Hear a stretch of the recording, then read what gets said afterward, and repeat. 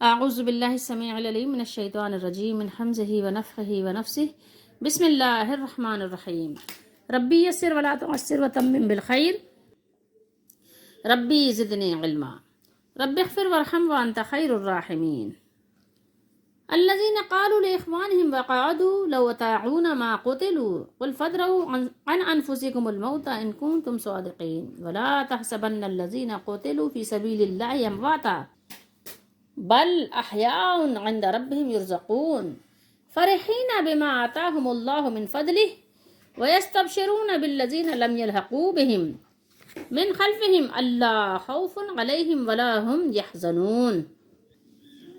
3 آیتیں تلاوت کی ہم نے 178 سے 170 تک 168 سے 170 تک، اور یہ چوتھا سپارہ سورہ آل عمران ہے، ترجمہ کنز ایمان ہے۔ وہ جنہوں نے اپنے بھائیوں کے بارے میں کہا اور آپ بیٹھ رہے، یعنی خود تو بیٹھے رہے اور جو لوگ گئے تھے جہاد میں ان کے لیے یہ باتیں بنا رہے تھے، کہہ رہے تھے کہ اگر وہ ہمارا کہا مانتے تو نہ مارے جاتے، تم فرما دو تو اپنی ہی موت ٹال دو، جب تمہاری موت آئے تو اس کو دور کر دینا۔ اگر سچے ہو، اگر واقعتاً تم اپنی باتوں میں سچے ہو تو پھر یہ کہ ان کنتم صادقین، اور جو اللہ کی راہ میں ولا تحسبن الذین قتلوا، اور جو اللہ کی راہ میں مارے گئے، ہرگز انہیں مردہ نہ خیال کرنا، گمان نہ کرنا، بلکہ وہ اپنے رب کے پاس زندہ ہیں۔ کہاں زندہ ہیں؟ بل احیاء عند ربہم، یہ بات نوٹ کرنے کی ہے، ٹھیک ہے، یہ بات قابل غور ہے۔ بل احیاء عند ربہم، بلکہ وہ اپنے رب کے پاس زندہ ہیں۔ یہ ترجمہ احمد رضا کا کنز ایمان ہے۔ روزی پاتے ہیں، یرزقون، روزی دیے جاتے ہیں، ان کو روزی دی جاتی ہے۔ فرحینہ، شاد ہیں، خوش ہو رہے ہیں۔ کس بات پر؟ خوشیاں منا رہے ہیں، خوش ہو رہے ہیں اس پر جو اللہ نے انہیں اپنے فضل سے دیا۔ اللہ نے کیسے دیا؟ آتاہم اللہ، عطا کیا اللہ تعالیٰ نے، من فضلہ، اپنے فضل سے۔ ویستبشرون، اور خوشیاں منا رہے ہیں، خوش ہو رہے ہیں۔ کس لیے؟ ان لوگوں کے لیے اپنے پچھلوں کی جو ابھی ان سے لم یلحقوا بہم، ان سے ابھی ملے نہیں ہیں نا، ان سے نہ ملے، ٹھیک ہے، جو بعد میں آئیں گے، جو دنیا میں ان کے پیچھے رہ گئے ہیں، ان کے بھائی اور رشتے احباب اور جو ایمان والے ہیں، جو شہادت کا جام پینے کے لیے تیار بیٹھے ہیں، ان کے لیے خوشیاں منا رہے ہیں کہ وہ آئیں گے تو ان کو بھی یہی ملے گا جو ہمیں ملا ہے، کہ ان لوگوں پر بھی نہ کچھ اندیشہ ہے، نہ کوئی خوف ہے، اندیشہ نہ کوئی خوف ہے، اور نہ ہی کچھ غم ہے، ٹھیک ہے، نہ کوئی حزن ہے، نہ کوئی ملال ہے۔ آپ نے دیکھا ہوگا کہ جو یہ بیان چل رہا ہے قرآن مجید کا، اس میں جو صحابہ کرام رضی اللہ تعالیٰ عنہم سے کچھ بھول چوک ہوئی تھی اس کا ذکر بھی ساتھ ساتھ ہے، اور منافقین کا ذکر بھی ساتھ ساتھ ہے، ٹھیک ہے، اور مخلصین کا ذکر بھی ہے، یعنی ذکر اس طرح سے اللہ تعالیٰ نے بیان فرمایا ہے۔ اب یہاں پر بات کس کی ہو رہی ہے؟ یہاں پر صحابہ کرام، آپ کو پتہ ہے کہ کثیر تعداد میں 70 صحابہ، کوئی معمولی بات تو نہیں ہوتی، اس کے علاوہ جو زخمی تھے وہ تو تھے 70 صحابہ، یعنی اچانک جو ہے جنگ احد میں انہوں نے شہادت کا جام پی لیا، شہید ہو گئے۔ تو جو مسلمان جنگ احد میں شہید ہوئے ان کے بارے میں منافقین نے اس قسم کا اظہار کیا تاکہ لوگوں کو جہاد میں جانے سے، جہاد میں شامل ہونے سے، اس میں شمولیت سے کیا کریں؟ نفرت دلائیں، ان کو متنفر کیا جا سکے، ٹھیک ہے۔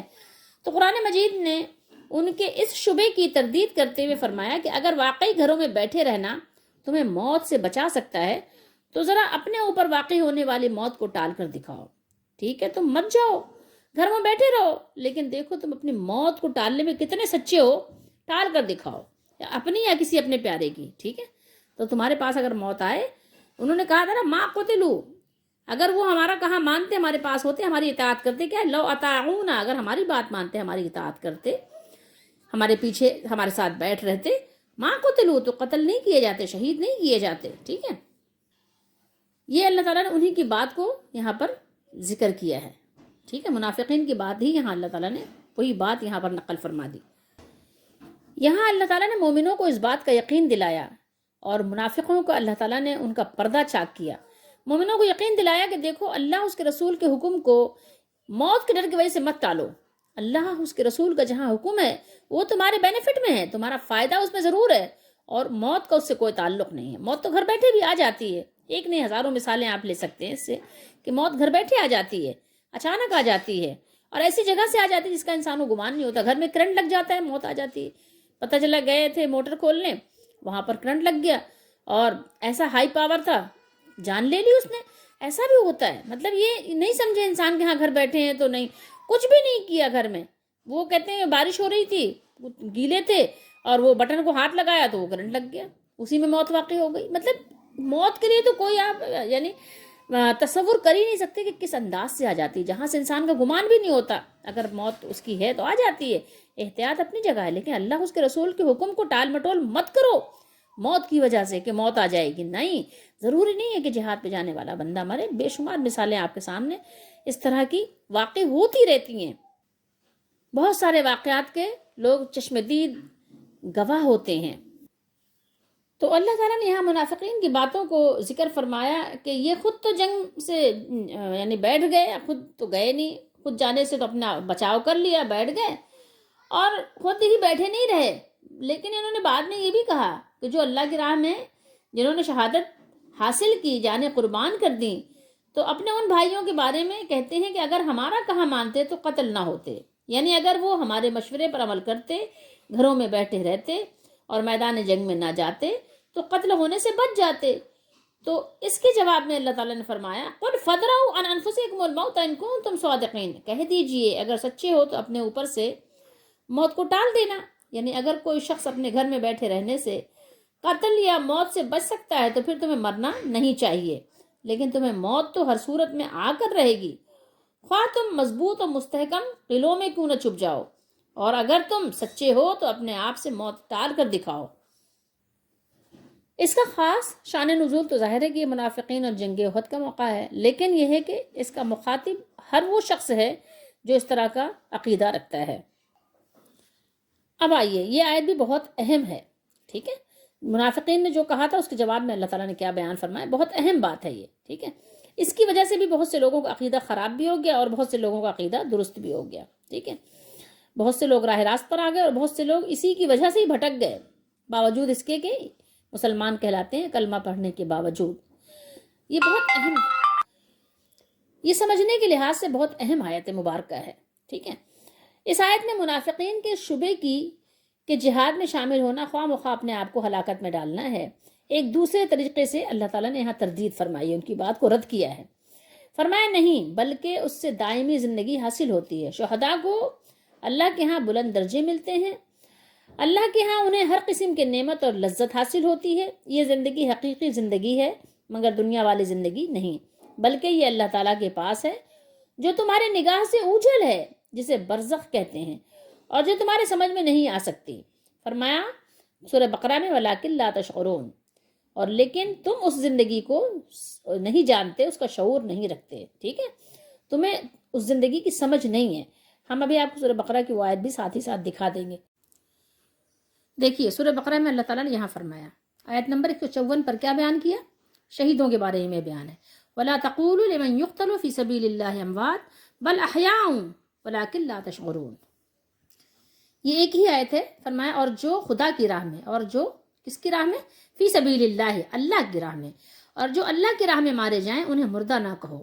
ترجمہ احمد رضا کا کنز الایمان ہی ہے، میں اس لیے ان کا ترجمہ دکھاتی ہوں، آپ کو معلوم ہے تاکہ لوگوں کو یہ شبہ نہ ہو کہ ہاں کسی یعنی لوگ ظاہر ہے کہ جو حق بات کرتے ہیں لوگ ان کو کہتے ہیں گستاخ، کہ وہ گستاخوں کا ترجمہ ہے. ٹھیک ہے، تو ہم آپ کو اس لیے دکھاتے ہیں ان کا ترجمہ کہ لوگوں نے ان کا نام عاشق رسول رکھا ہے. ٹھیک ہے، تو اس لیے ہم دکھاتے ہیں کہ دیکھیں یہ عاشق رسول نے بھی کیا ترجمہ کیا ہے. آپ عاشق رسول کا ترجمہ دیکھ لیں جو نام نہاد عاشق رسول ہے.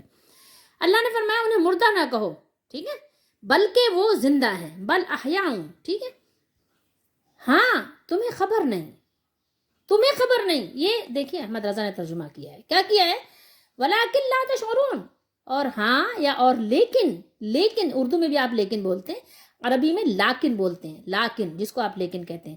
لیکن تمہیں خبر نہیں ہے، تمہیں شعور نہیں ہے. اردو میں بھی آپ شعور بولتے ہیں، ایک علم ہوتا ہے ایک شعور ہوتا ہے. ٹھیک ہے، علم انسانوں کو ہوتا ہے، عقل والوں کو ہوتا ہے، اور شعور تو جانوروں کو بھی ہوتا ہے. ٹھیک ہے، شعور وہ چیز ہے جو علم سے پہلا درجہ ہے.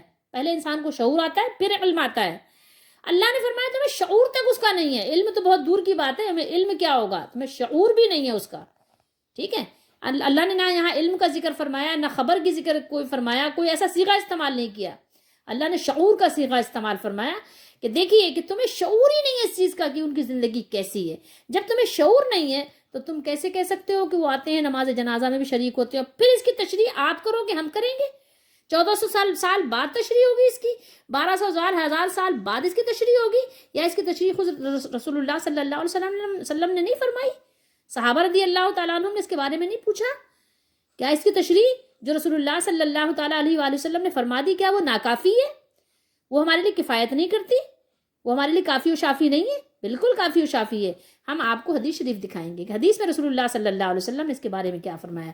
لیکن قرآن میں بھی اللہ نے جہاں ان کی زندگی کا ذکر فرمایا کہ جو اللہ کی راہ میں شہید ہوں, جو اللہ کی راہ میں شہید ہوں, اور یہ جو جن آپ بزرگوں کو کہتے ہیں انہوں نے کون سا جہاد کیا تھا, یہ کون سا اللہ کی راہ میں شہید ہوئے ہیں, ان سے کہتے ہیں, جب کہیں تو کہتے ہیں وہ نفس سے لڑ رہے تھے.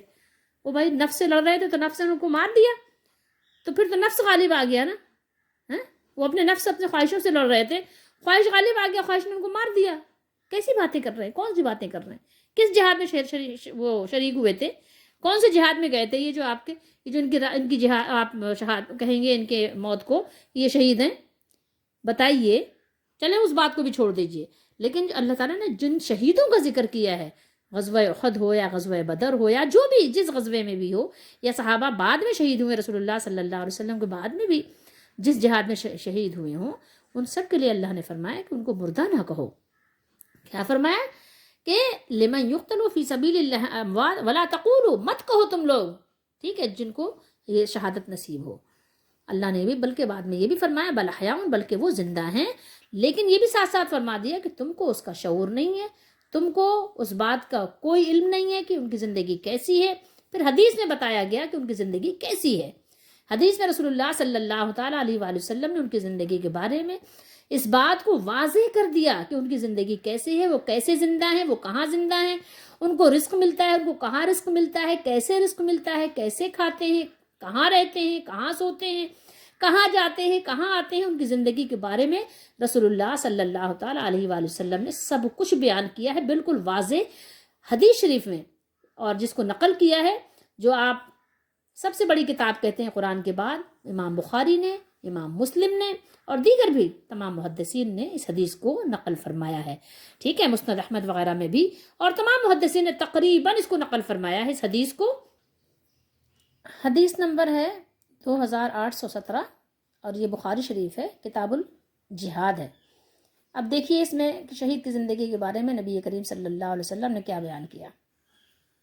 انس بن مالک رضی اللہ تعالیٰ عنہ نے بیان کیا کہ نبی کریم صلی اللہ علیہ وسلم نے فرمایا کوئی شخص بھی ایسا نہیں ہوگا جو جنت میں داخل ہونے کے بعد دنیا میں دوبارہ آنا پسند کرے. کوئی شخص بھی دنیا میں دوبارہ آنے کو پسند نہیں کرتا, خواہ اسے ساری دنیا مل جائے سوائے شہید کے. اب اگر شہید دنیا ہی میں ہے تو دنیا میں آنے کی کیا, اس کو پسند کرنے کی کیا ضرورت ہے, شوق کرنے کی کیا ضرورت ہے, تو ہے دنیا میں, وہ تو دنیا میں آ رہا ہے جا رہا ہے. جو آج کل کے لوگوں کا عقیدہ ہے, میں اس کے لحاظ سے بات کر رہی ہوں. حدیث شریف کے لحاظ سے جو عقیدہ ہے تو دنیا میں ہے ہی نہیں نا, جبھی تو دنیا میں آنے کو پسند کر رہا ہے نا. فرمایا کہ دنیا میں آنے کے سوائے شہید کے کوئی پسند ہی نہیں کرتا.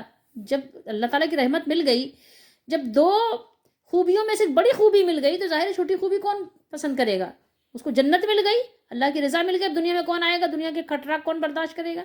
لیکن شہید کو یہ آرزو ہوتی ہے کہ دنیا میں جائے, اس کی یہ تمنا ہوگی کہ دنیا میں دوبارہ واپس جا کر 10 مرتبہ اور قتل ہو اللہ کے راستے میں, کیونکہ وہ شہادت کی عزت وہاں دیکھتا ہے. کیا دیکھتا ہے؟ شہادت کی عزت وہاں دیکھتا ہے. وہ دیکھیے عربی متن بھی دیکھ لیجئے, اشرا مرات 10 مرتبہ, لما یرا, کیونکہ یرا وہ دیکھ چکا, دیکھ لیا اس نے, من الکرامت, اس کی عزت, اس کی کرامت, اس کی یعنی جو بزرگی وہاں پر شہیدوں کو نصیب ہوئی ہے, تاکہ وہ چاہتا ہے بار بار مجھے یہ چیز اور ملے اور ملے اور مجھے یہ مقام ملے. اب یہ بھی حدیث شریف دیکھ لیجئے, 2795 ہے, یہ بھی کتاب الجہاد ہے. یہاں بھی دیکھیے نبی کریم صلی اللہ علیہ وسلم نے فرمایا ما من عبد یموت له عند اللہ خیر یسرہ ان یرجع الى الدنیا وان له الدنیا وما فیہا الا الشہید لما یرى من فضل الشہادت فانہ यसुर्रुहु अन यरजिअ इला दुनिया फयुक्तला मर्रतन उखरा। अल्फाज पे गौर कीजिए। मा मिन अब्दिन, कोई भी बंदा, कोई भी अल्लाह का बंदा, मा मिन अब्दिन, यमूतो, जिसका इंतकाल हो जाए, जो मर जाए, ठीक है, और उसकी कुछ भी नेकी अल्लाह के पास हो, खैरुन, कोई भी खैर हो, तो पसंद ही नहीं करता, यसुर्रो, उसको पसंद ही नहीं है कि वो लौट कर आए दुनिया की तरफ। आप तर्जुमा देख लीजिए, मैं आपको तर्जुमा दिखा दूँ। अल्लाह के नबी सल्लल्लाहु अलैहि वसल्लम ने फरमाया, अल्लाह का बंदा जो भी मर जाए और अल्लाह के पास उसकी कुछ भी नेकी जमा हो, वो फिर दुनिया में आना पसंद नहीं करता। गो उसको सारी दुनिया और जो कुछ उसमें है सब कुछ क्या हो, मिल जाए, यानी इतना कुछ उसको ज़ख़ीरा आज दुनिया में दे देखे ना। वो मेरे ख्याल में एक कमरे के लिए भी लोग लड़ जाते हैं, एक कमरे पे भी मुकदमा चल रहा होता है, इतनी छोटी सी जगह के लिए लड़ रहे होते हैं। अरे बसा औकात हजार रुपए के लिए लड़ाई हो जाती है, 1000 रुपए क्या हैसियत रखता है, लेकिन लोग लड़ जाते हैं, दुश्मनियां पल जाती हैं। लेकिन अल्लाह के नबी ने फरमाया कि सारी दुनिया उसको मिल जाए मरने वाले को, तो थोड़ी सी भी खैर अल्लाह के पास हो, यानी सिर्फ उसने इस बात का यकीदा रखा हो कि अल्लाह के सिवा कोई इलाह नहीं है, कलमा ही पढ़ के मर गया हो, नेकी न जमा की हो, इतनी बड़ी खैर है उसके लिए कि अब वो दुनिया में आना पसंद नहीं करता। तो उसको सारी दुनिया भी दे दो, कहते पूरी दुनिया के बादशाह तुम ही हो भाई, हम सब आपके जो है क्या है, हम सब आपके खादिम हैं, आप बादशाह हो हमारे, आ जाओ दुनिया में। नहीं आता, ठीक है, मुझे नहीं पसंद है, आप अपनी दुनिया अपने पास रखो। पसंद नहीं करता, सारी दुनिया भी उसको दे दो, दुनिया में आने को पसंद ही नहीं करता, ठीक है, दुनिया से जाने के बाद दुनिया में आने को पसंद ही नहीं करता। आप शहीद बेचारे को घसीट घसीट के दुनिया में लाते हो, कहते हो शहीद इस दारे फानी में हमेशा जिंदा रहते हैं, जमीन में चांद तारों की तरह ताबिंदा रहते हैं। कैसे रहते हैं भाई, जमीन पे नहीं रहते, वो अल्लाह की जन्नत में रहते हैं, वो अल्लाह की जन्नत में रहते हैं। अभी हम आपको वो हदीस भी दिखा देते हैं, परेशानी की बात नहीं। यहाँ पर क्या बयान किया नबी करीम सल्लल्लाहु अलैहि वसल्लम ने, मगर शहीद इल्ला शहीदा, ठीक है, हर्फ इस्तिस्ना आ गया। शहीद दुनिया में आना चाहता है, पसंद करता है, जब वो अल्लाह ताला के यहाँ शहादत की फजीलत को देखता है। जब वो देखेगा तो चाहेगा कि दुनिया में दोबारा आए, और किस लिए आए, ताकि फिर शहीद हो जाए, एक दफ़ा और शहादत का मकाम हासिल करे, एक दफ़ा और शहादत का दर्जा हासिल करे। ये सिर्फ ख्वाहिश करता है, आता नहीं है, ख्वाहिश करता है अल्लाह ताला के रास्ते में शहीद होने के लिए, दोबारा वो शहीद होने के लिए कि दोबारा शहीद हूँ, दुनिया में आना पसंद करता है, लेकिन आता नहीं है। हदीस नंबर है 4885 और ये मुस्लिम शरीफ है, ठीक है। अब आइए देखिए कि शहीद जो है उनकी रूहें कहाँ हैं और वो कैसे जिंदा हैं। ताबई बुजुर्ग हैं ये, हज़रत मसरूक ये बयान करते हैं कि हमने अब्दुल्ला बिन मसऊद रज़ी अल्लाह तआला अन्हु से पूछा इस आयत का, यानी जो हमने अभी तिलावत की है सूरह आल इमरान में, वला तहसबन्नल्लज़ीना क़ुतिलू फ़ी सबीलिल्लाहि अमवाता बल अहयाउन इंदा रब्बिहिम युरज़क़ून, यानी मत समझ उन लोगों को जो कत्ल किए गए अल्लाह की राह में मुर्दा, बल्कि वो जिंदा हैं, यानी उनको मरा हुआ तस्वुर ना करो, ठीक है, उनको मुर्दा ना कहो, बल्कि वो जिंदा हैं, अपने रब के पास रोज़ी दिए जाते हैं। तो अब्दुल्ला बिन मसऊद रज़ी अल्लाह तआला अन्हु ने फरमाया कि हमने इस आयत को पूछा, किससे, रसूलुल्लाह सल्लल्लाहु अलैहि वसल्लम से, जिस पर ये आयतें नाजिल हुई थी, उसी से पूछा कि इसका मतलब बयान कर दीजिए, इसको वाज़ेह कर दीजिए। हमने पूछा तो आप सल्लल्लाहु अलैहि वसल्लम ने फरमाया, शहीदों की रूहें सब्ज चिड़ियों के कालिब में, गौर करते जाइए, मैं आपको अरबी मतन भी हम आपको दिखा देना चाहेंगे। कंदीलों के अंदर, कंदील किसे कहते हैं, ये जो फानूस होता है, जिसको आप फानूस कहते हैं ना, जो हर घर में लगा होता है, ड्राइंग रूम के अंदर जो आप लगाए होते हैं बतौर डेकोरेशन, कई एक बल्ब होते हैं उसके अंदर, ठीक है, उसको कंदील कहा है। कंदीलों के अंदर है जो अर्श मुबारक से लटक रही हैं। अब यहाँ पर उन लोगों की बात करद हो गया जो कहते हैं अर्श कोई चीज़ नहीं है, बल्कि या अर्श जो है छोटा बड़ा, ये वो जो उल्टी सीधी बातें करते हैं, तो उनकी बात का भी रद्द हो गया कि अर्श कोई शय है, कोई जगह है, कोई मकाम है, क्योंकि अगर अर्श से मुराद कुदरत होती तो अल्लाह की कुदरत से थोड़ी लटक रहे होते, ठीक है। जो अर्श मुबारक से लटक रही हैं वो कंदीलें, जैसे आपके छत के आपके जो छतों से ये फानूस लटक रहे होते हैं, इसी तरीके से वो कंदीलें लटक रही हैं। कहाँ से, अर्श की छतों से, और जहाँ चाहती हैं जन्नत में चरती फिरती हैं। कहाँ चरती फिरती हैं, जन्नत में। फिर उन कंदीलों में क्या करती हैं, आके ठहर जाती हैं, आके रहती हैं, ठीक है। एक बार उनके रब ने उनको देखा और फरमाया, ये मामला नबी करीम सल्लल्लाहु अलैहि वसल्लम फरमा रहे हैं कि एक बार उनके रब ने उनको देखा और फरमाया, तुम कुछ चाहती हो, तुम्हें कुछ चाहिए, कोई अरमान, कोई ख्वाहिश, کوئی آرزو، کوئی تمنا ہے، کوئی آپ بتاؤ اپنی کہ کیا کوئی چاہت آپ کی ہے؟ انہوں نے کہا، روحوں نے جواب دیا، اب ہم کیا چاہیں گی، اب ہمیں کیا چاہیے، ہم تو جنت میں چپتی پھرتی ہیں، جنت میں آ رہے ہیں جا رہے ہیں، کھا رہے ہیں پی رہے ہیں، یہ کھا رہے ہیں وہ کھا رہے ہیں، جہاں چاہتی ہیں۔ رب جل جلالہ جل وعلا نے پھر پوچھا، مطلب جہاں چاہتی ہیں، تو یہاں پروردگار کا ترجمہ میں رب کر رہی ہوں، کیونکہ رب جو ہے نا وہ اللہ تعالیٰ نے ہمیں سکھایا، پروردگار یہ فارسی کا لفظ ہے۔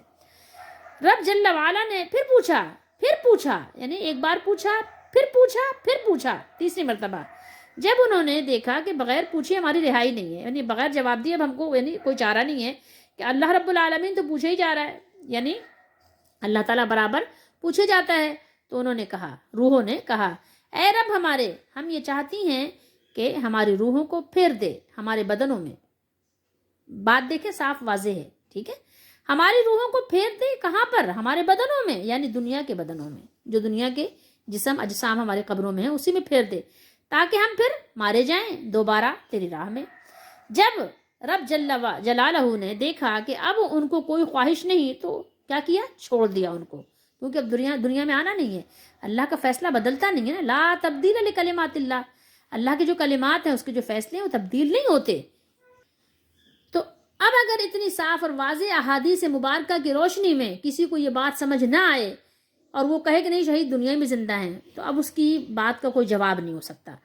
ایک بات اور بھی ان کو ذہن نشین کر لینی چاہیے کہ اگر وہ سمجھتے ہیں کہ دنیاوی زندگی شہید کی ایسے ہی ہے جیسے کہ پہلے تھی، اب وہ انہوں نے پردہ کر لیا ہے، تو اب آپ یہ بتائیں کہ شہید کی بیوی نکاح کیوں کرتی ہے؟ جب وہ سارے کاموں میں آ رہے ہیں، کسی کی نماز جنازہ پڑھانے آ رہے ہیں، کسی کی نکاح کرانے آ رہے ہیں، کہیں پر وہ عبادت کرنے آ رہے ہیں، کسی کو کھانا کھلا رہے ہیں، کسی کی بگڑی بنا رہے ہیں، کسی کا دکھ دور کر رہے ہیں، تو اپنے بیوی بچوں کا کیوں نہیں کرتے؟ پھر وہ ان کے بچے یتیم کیوں کہلاتے ہیں؟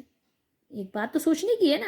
پھر ان کی بیوی دوسرا نکاح کیوں کرتی ہے؟ پھر ان کی جائیداد کیوں بڑھتی ہے؟ وہ تو زندہ ہے نا، تو ظاہر ہے سب کی خبر گیری کر رہے ہیں، تو اپنے بیوی بچوں کی خبر گیری کیوں نہیں کر رہے ہیں؟ ان کی بھی تو خبر گیری کریں بھائی، ٹھیک ہے، سب کی خبر گیری سب کرو اگر اور کسی کو کوئی مر جائے، لیکن جس کا شہید ہو جائے اس کی خبر گیری کی ضرورت اس لیے کہ شہید زندہ ہے، تو اپنے بیوی بچوں کی خبر گیری خود ہی کرے گا، چلو دن کی روشنی میں نہ صحیح رات کے اندھیریوں میں صحیح آ کر خبر گیری کر کے چلا جائے گا۔ تو پھر سوچو، تھوڑا اپنے ہی عقل سے سوچ لو نا۔ لیکن جب اس کی بات ہوگی تو پھر وہ کچھ اور بات کر لیں گے۔ عربی متن دیکھ لیجیے، ارواحہم، ان کی روحیں، ارواح روح کی جمع ہے، فی جوف طیرن، جوف پیٹ کو کہتے ہیں، ٹھیک ہے، میدا جو ہوتا ہے جہاں، وہاں رہتی ہیں، طیر پرندہ، ٹھیک ہے، خضرن جو ہرے ہرے ہیں، ہرے ہرے پرندوں کے پوٹوں میں، جیسے یہاں پہ آپ نے دیکھا ہوگا طوطے جو کہلاتے ہیں نا، پیرٹ وغیرہ ہرے ہرے ہوتے ہیں، تو وہاں رہتی ہیں۔ یہ قنادیل آپ نے دیکھا، معلقۃ لٹک رہی ہیں بالعرش، عرش سے۔ تو یہ ساری چیزیں آپ دیکھ لیں کہ یہ بیان ہوا ہے عربی میں، اس کا ترجمہ ہم نے آپ کو سنایا ہے صرف۔ اب جس کو نہیں یقین آئے، کچھ بھی بحث کرتا رہے، اب اگر روحوں پہ بحث کرنے لگ جائے کہ اور جسم پہ بحث کرنے لگ جائے، ضرورت نہیں، جتنا اللہ کے نبی نے بتا دیا قرآن و حدیث میں اس پر ایمان رکھو، بس ہمارے لیے کافی ہے، یہ انف۔ ہمارے مزاج میں ایک بات ہے کہ جتنا کچھ ہمیں بتایا جاتا ہے ہم اس پر اکتفا نہیں کرتے، اس میں ضرور کچھ نہ کچھ ملاوٹ کرنے کو پسند کرتے ہیں۔ کوئی بھی مطلب یہ نہیں کرتا کہ من نون بات اتنی ہی پہنچا دے جتنی کہ اس کو یعنی معلومات ہے، جتنا اس کے پاس علم ہے، بلکہ اس میں کچھ نہ کچھ وہ ضرور آگے پیچھے سے آمیزش کر دیتا ہے۔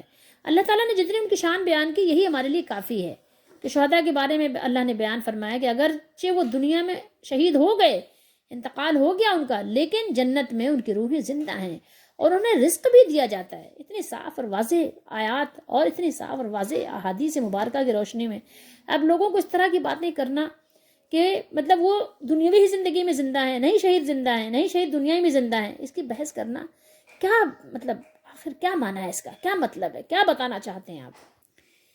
کیا یہ اعزاز و اکرام کم ہے؟ یہ تھوڑا ہے؟ یا آپ سوچیے تھوڑی دیر کے لیے، اب اس کی یعنی بات کو لے کر آپ دنیا بھر کے قیاس آرائیاں شروع کر دیں تو کیا فائدہ ہوگا؟ بلا وجہ اللہ تعالیٰ نے اور اللہ کے نبی صلی اللہ علیہ وسلم نے ان باتوں میں الجھنے سے منع فرمایا کہ جن باتوں کا ہمیں علم نہیں ہے، بس اس پر ایمان رکھنا اتنا کافی ہے۔ اللہ نے سختی کے ساتھ منع فرمایا کہ آنکھ اور کان اور دل، ان سب سے سوال ہوگا، فضول بولنا، فضول سوچنا، مطلب ان سب چیزوں کے بارے میں کیا مقصد ہے آپ کا؟ کیا مقصد کیا ہے؟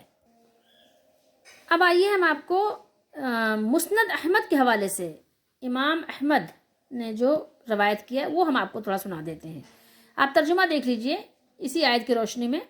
وَلَا تَحْسَبَنَّ الَّذِينَ قُتِلُوا فِي سَبِيلِ اللَّهِ أَمْوَاتًا بَلْ أَحْيَاءٌ عِندَ رَبِّهِمْ يُرْزَقُونَ. جب تمہارے بھائی احد میں شہید ہوئے، رسول اللہ صلی اللہ علیہ وسلم نے فرمایا، تو اللہ تعالیٰ نے ان کی روحوں کو سبز رنگ کے پرندوں کے قالبوں میں یعنی اندر میں کر دیا، جو جنت کے نہروں پہ کیا کرتی ہیں؟ آتی ہیں، جنت کے پھلوں کو کھاتی اور عرش کے سائے میں سونے کی قندیلوں میں، سونے کی، وہ نیند والا سونا نہیں، سونے کی قندیلوں کے پاس ٹھہر جاتی ہیں. جب انہوں نے اپنے پاکیزہ کھانے اور پینے کو دیکھا اور اپنے حسن انجام کو ملاحظہ کیا. کس کو ملاحظہ کیا؟ اپنے حسن انجام کو، کہ ہمارا انجام کتنا اچھا ہوا، آغاز نہیں انجام. ٹھیک ہے، تو اپنا حسن انجام، خوبصورت انجام جب انہوں نے دیکھا، ملاحظہ کیا، تو کہنے لگے اے کاش ہمارے بھائیوں کو بھی یہ معلوم ہو جائے کہ اللہ تعالیٰ نے ہمارے ساتھ کیا اچھا سلوک کیا، کیا اچھا سلوک فرمایا ہے، تاکہ وہ جہاد سے غافل ہو کر جنگ سے منہ نہ موڑیں. ٹھیک ہے، کیا بات ہے، کس بات کی تمنا ہے وہاں پر بھی، کہ جنگ سے منہ نہ موڑ لیں. تو اللہ تعالیٰ نے فرمایا تمہارا یہ پیغام میں پہنچائے دیتا ہوں. سبحان اللہ. تو اس موقع پر اللہ تعالیٰ نے یہ آیات نازل فرما دی. وَلَا تَحْسَبَنَّ الَّذِينَ قُتِلُوا فِي سَبِيلِ اللَّهِ أَمْوَاتًا بَلْ أَحْيَاءٌ عِندَ رَبِّهِمْ يُرْزَقُونَ. اور جو لوگ اللہ کی راہ میں مارے گئے ان کو مردہ نہ سمجھنا، بلکہ مردہ نہیں ہیں، اللہ کے ہاں زندہ ہیں. عند ربہم، یہ جو ہے الفاظ بتا رہے ہیں، عند ربہم زندہ ہیں اور ان کو رزق مل رہا ہے. اب آپ جامع ترمذی شریف کی ایک حدیث شریف سنیں. حضرت جابر بن عبداللہ رضی اللہ تعالیٰ عنہ نے حدیث کو بیان کیا ہے کہ ایک دن رسول اللہ صلی اللہ علیہ وسلم نے میری طرف دیکھا اور فرمایا کیا بات ہے، تم کچھ افسردہ نظر آتے ہو. میں نے عرض کی، حدیث شریف کے الفاظ آپ اس دیکھیے عربی میں، یا جابرو مالی اراکا محتمن. کیا فرمایا؟ اراکا محتمن، اے جابر کیا بات ہے، میں آپ کو جو ہے افسردہ، غمزدہ، افسردہ دیکھ رہا ہوں. جواب میں کیا فرمایا؟ قالا، فرمایا قل، تو میں نے کہا یا رسول اللہ صلی اللہ، قتل ابی، میرے والد شہید ہو گئے. ٹھیک ہے، اور انہوں نے چھوڑا کیا ہے؟ میں نے عرض کی اے اللہ کے رسول، میرے والد غزوہ احد میں شہید ہو گئے ہیں اور انہوں نے اپنے پیچھے قرض اور کثیر بچے چھوڑے ہیں. آپ صلی اللہ علیہ وسلم نے فرمایا عبداللہ میں تمہیں ایک بات بتاتا ہوں کہ اللہ تعالیٰ نے جب بھی کبھی کسی سے کلام فرمایا تو پس پردہ ہی فرمایا ہے. ٹھیک ہے، یعنی کسی آڑ سے. مگر تمہارے جو والد تھے، تمہارے بابا سے اللہ تعالیٰ نے روبرو کلام کیا اور فرمایا اے میرے بندے. کیا فرمایا اللہ نے؟ اے میرے بندے. عربی الفاظ دیکھیے، ما کلم اللہ احدا قطو یہ آتا ہے نا، کبھی بھی آج تک ایسا ہوا ہی نہیں. ٹھیک ہے، اللہ من وراء حجاب، سوائے اس کے کہ پردے کے پیچھے سے. ٹھیک ہے، وَإِنَّهُ كَلَّمَ أَبَاكَ، اور تمہارے بابا سے کیسے کلام کیا اللہ تعالیٰ نے؟ فقال یا عبدی، اے میرے بندے، اے میرے بندے، سلنی اعطیکا. فقال اسألوک انا تردنی الی الدنیا. اے میرے بندے تم جو چاہو مانگو میں تمہیں دوں گا. سلنی، کیا فرمایا؟ اعطیکا، سلنی، سوال کرو میں دوں گا. سلنی، مانگو میں تمہیں دوں گا. اعطیکا، میں تم کو دوں گا، میں آپ کو نوازوں گا. تو تمہارے بابا نے کیا کہا؟ تمہارے بابا نے کہا اے اللہ میں یہ سوال کرتا ہوں کہ ایک بار مجھے دنیا میں لوٹا دے. کیا کرے؟ فرمایا کہ میں سوال کرتا ہوں اسألوکا ان تردنی الی الدنیا، کہ مجھے دنیا میں لوٹا دے دوبارہ. ٹھیک ہے، دنیا میں مجھے بھیج دے، دنیا میں لوٹا دے. کیوں؟ تاکہ تیرے رستے میں دوبارہ شہید ہو جاؤں. پھر وہی بات آ گئی جو ہم نے پہلے بخاری مسلم میں پڑھی تھی کہ شہادت کے لیے یہ تمنا ہوگی بھی تو دوبارہ شہادت کے لیے شہید ہو جاؤں. تو اللہ عز و جل نے فرمایا میں پہلے سے یہ بات فرما چکا ہوں، میری بات طے ہو چکی ہے. اللہ کی بارگاہ میں، اللہ کی بارگاہ میں بات بدلتی نہیں ہے کہ یہاں آنے والوں کو دوبارہ دنیا میں نہیں لوٹایا جائے گا، یہ بات طے شدہ ہے. تو عبداللہ نے عرض کی اللہ میرے پیچھے رہ جانے والوں کو میرا پیغام پہنچا دے. یا اللہ کے نبی موجود ہیں نا، ابھی تو پیغام آ سکتا ہے، ابھی تو وحی کا نزول کا سلسلہ جاری ہے، ابھی جبریل علیہ السلام پیغامات لے کر آ رہے ہیں، ابھی تو میسیجز آ رہے ہیں. ٹھیک ہے، ابھی تو ابھی تو آپ کا وائی فائی چل رہا ہے اور ابھی تو سگنل آ رہے ہیں، ٹھیک ہے، تو اس لیے ابھی تو پیغامات آ رہے ہیں، میرا پیغام پہنچا دے. تو اللہ تعالیٰ نے اس موقع پر یہ آیت نازل فرما دی. کیا نازل فرمایا؟ وَلَا تَحْسَبَنَّ الَّذِينَ قُتِلُوا فِي سَبِيلِ اللَّهِ أَمْوَاتًا. اب آپ ان احادیث مبارکہ پر غور کیجئے کہ کتنی وضاحت کے ساتھ اللہ کے نبی صلی اللہ علیہ وسلم نے شہداء کی زندگی کے بارے میں بیان کیا، اور محدثین نے اس کو اپنی احادیث کی کتابوں میں اس کو درج کیا، اس کو نقل کیا، اس کو ذکر کیا. اور مسند احمد میں ایک حدیث اور بھی ہے حضرت عبداللہ بن عباس رضی اللہ تعالیٰ عنہما سے، کہ انہوں نے بیان کیا کہ رسول اللہ صلی اللہ علیہ وسلم نے فرمایا. کیا فرمایا؟ آپ نے فرمایا کہ جنت کے دروازے پر نہر کے کنارے سبز رنگ کے قبے ہوں گے اور انہیں صبح و شام جنت سے رزق ملے گا. اس حدیث کی روشنی میں تفسیر ابن کثیر میں انہوں نے بیان کیا ہے کہ کریں کہ اس سے معلوم ہوتا ہے کہ گویا شہداء کی بھی کئی قسمیں ہیں. ایک تو وہ ہیں جن کی روحیں جنت میں آتی جاتی ہیں، دوسرے وہ ہوں گے جو جنت کے دروازے پر اس نہر کے کنارے ہوں گے، ٹھیک ہے. اور وہ فرماتے ہیں کہ اس بات کا بھی احتمال ہے کہ اس نہر کے پاس آ کر ان کی سیر ختم ہو جاتی ہے، ٹھیک ہے، پھر وہ یہاں جمع ہو جاتے ہیں اور یہاں انہیں صبح و شام رزق دیا جاتا ہو. پھر آگے لکھا انہوں نے واللہ عالم. اب ہم بات کریں گے اس پر.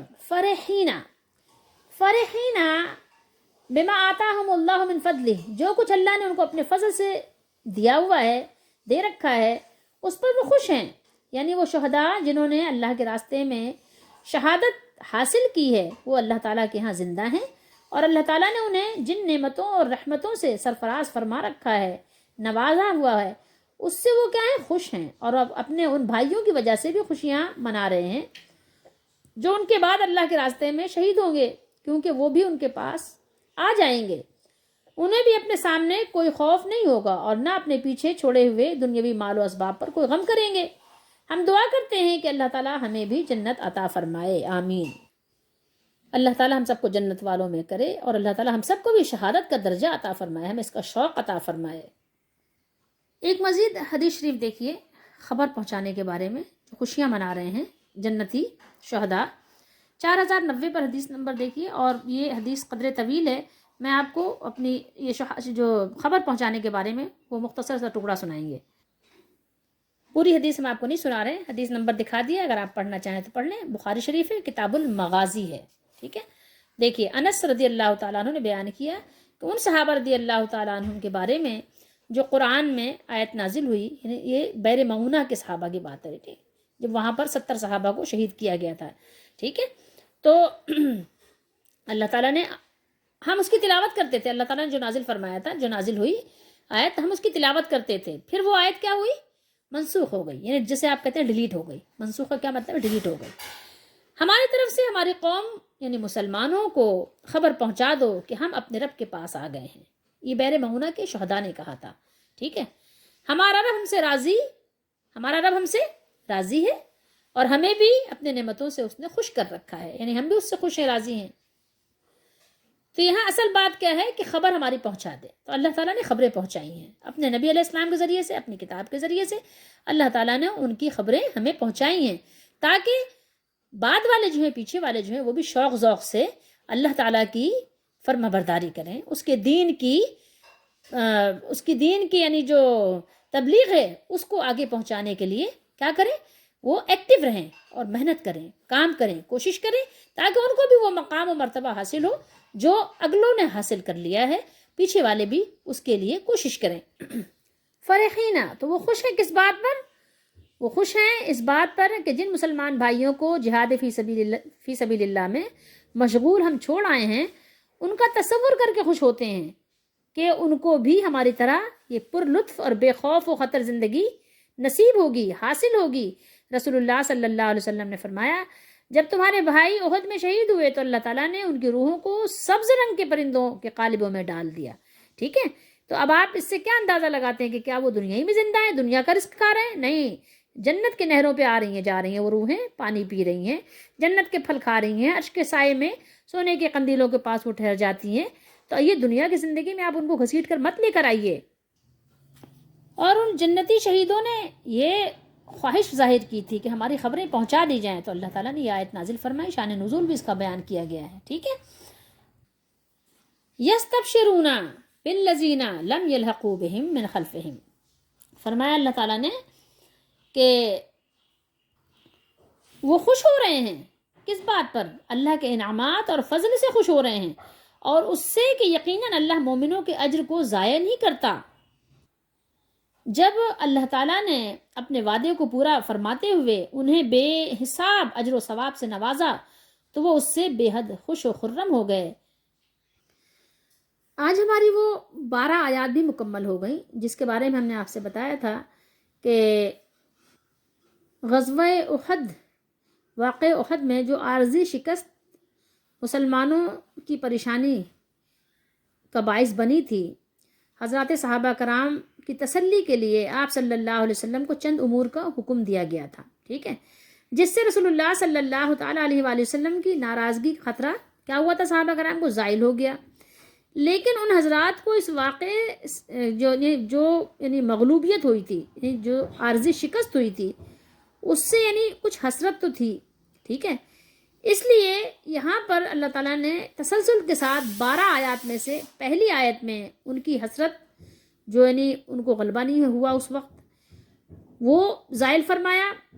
پھر اس کے بعد دیکھیے پہلی آیت یہ ہے کہ اللہ تعالیٰ نے فرمایا کہ نبی کریم صلی اللہ تعالیٰ علیہ وآلہ وسلم کو صحابہ کرام کے لیے اللہ نے انتہائی مہربان بنا دیا، ٹھیک ہے۔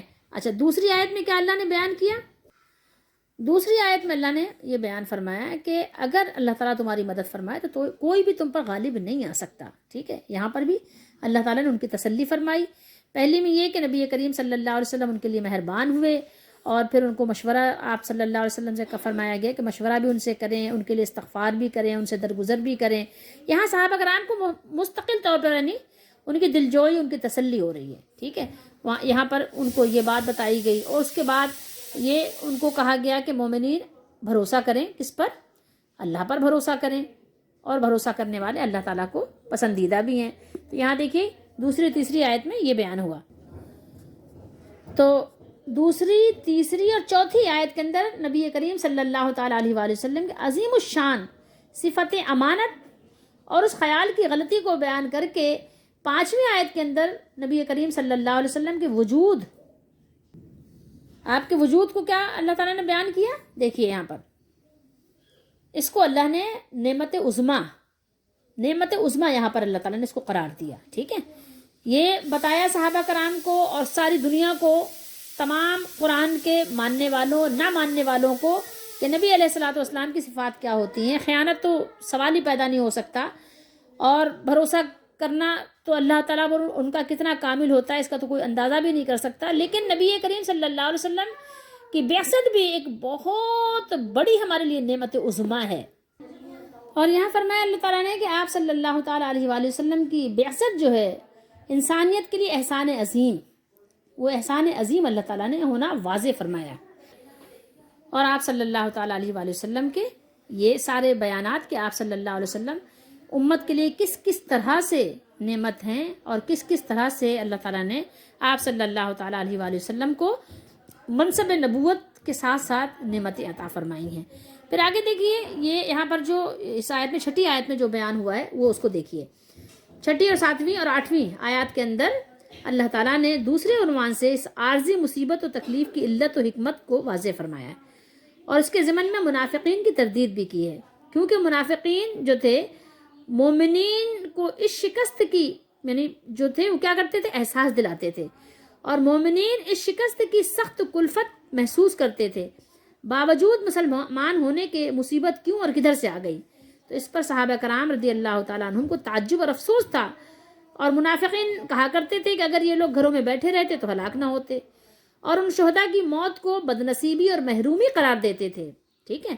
تو اس لیے اللہ تعالیٰ نے آگے شہداء کی بھی اللہ تعالیٰ نے فرمایا کہ ان کو تم بدنصیبی کا تانا نہیں دو، اور ان کو تم مردہ نہیں کہو، ٹھیک ہے، وہ تو زندہ ہو گئے ہیں۔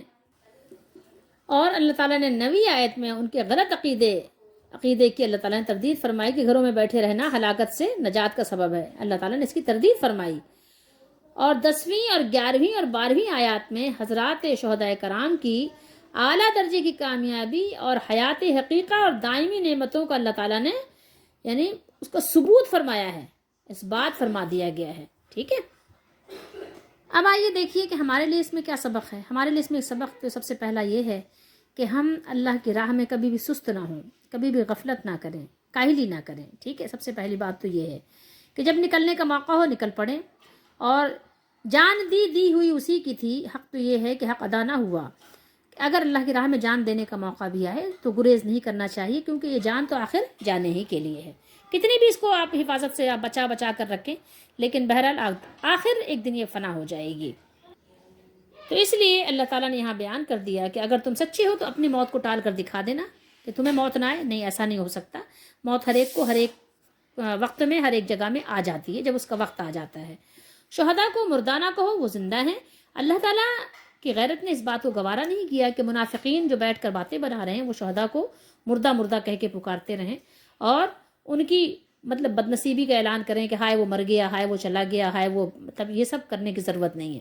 ان کی اللہ تعالیٰ نے شان و شوکت کو بیان فرمایا کہ دیکھو جو اللہ کے نیک بندے ہیں، جو اللہ کے لیے اپنا تن من دھن قربان کرتے ہیں، تو اللہ تعالیٰ ان کو بہترین صلہ عطا فرماتا ہے.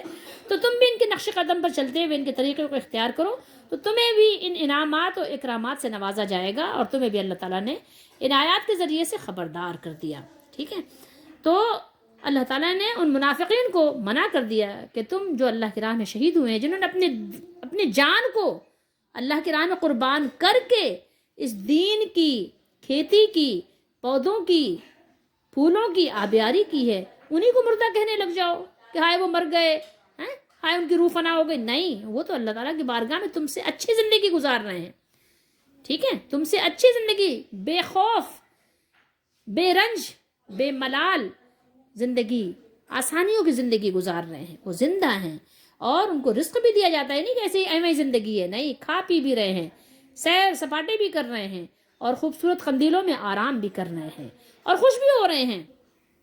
اپنے بعد والوں کے لیے خوش بھی ہو رہے ہیں کہ جن کو ہم اچھے کاموں میں چھوڑ کر آئے ہیں، اگر وہ بھی ایمان پر اسی طرح چلتے ہوئے ہمارے پاس آ گئے تو ان کے لیے بھی یہ سب کچھ ہے جو ہمارے لیے ہے.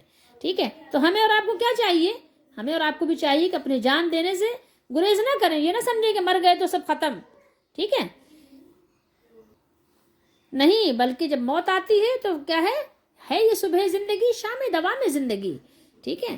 جو یہ عارضی زندگی تھی وہ تو ختم ہو گئی، لیکن جو دوام والی، جو ہمیشہ کی زندگی ہے، اس زندگی کا آغاز ہوتا ہے، وہ اس زندگی کی شروعات ہوتی ہے.